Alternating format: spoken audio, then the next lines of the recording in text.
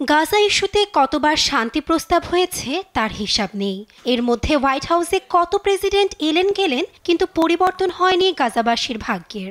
এবার ট্রাম্পের গাজা দখলের ঘোষণায় ঘরপোড়া গরুর মতোই আতঙ্কিত উপত্যকার ফিলিস্তিনিরা। গাজা পুনর্নির্মাণে প্রয়োজন দীর্ঘ সময়।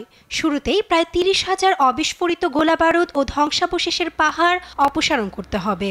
এরপর জল ও বিদ্যুতের লাইন মেরামত, একে একে স্কুল, হাসপাতাল ও ব্যবসা বাণিজ্য গড়তে হবে।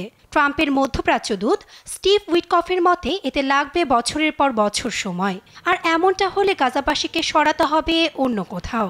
ট্রাম্পের পরিকল্পনায় তাদের মিশর বা জর্ডানে পাঠানো হবে।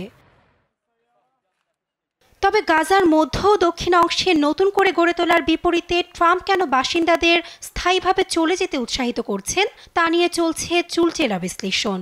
তবে কি এটি হচ্ছে জাতিগত নির্মূলের ষড়যন্ত্রের অংশ?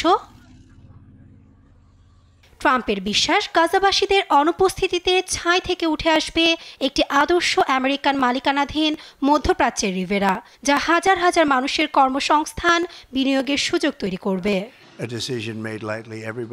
এমনকি ট্রাম্প, যিনি তার প্রথম মেয়াদে মার্কিন দূতাবাস তেল আবিব থেকে জেরুজালেমে স্থানান্তর করার পাশাপাশি অধিকৃত গোলান মালভূমির ওপর ইসরায়েলি সার্বভৌমত্বকে স্বীকৃতি দিয়েছিলেন, তার কাছ থেকে আসা প্রস্তাবটিকে আশ্চর্যজনক বলে মনে করছে নানা মহল। তবে ট্রাম্প কি চাইলেই গাজা দখল করতে পারবেন? এটা বলার অপেক্ষা রাখে না যে এই ভূখণ্ডের উপর আমেরিকার কোনো আইনি দাবি নেই। এমনকি ট্রাম্প কিভাবে গাজা শাসন করতে চান তাও স্পষ্ট করেননি। তাই গ্রিনল্যান্ড বা পানামা খালের মতোই এটি ট্রাম্পের অদ্ভুত দর কষাকষিতে যাওয়ার কোনো পরিকল্পনা কিনা তা জানতে অপেক্ষা আরও কিছুদিনের।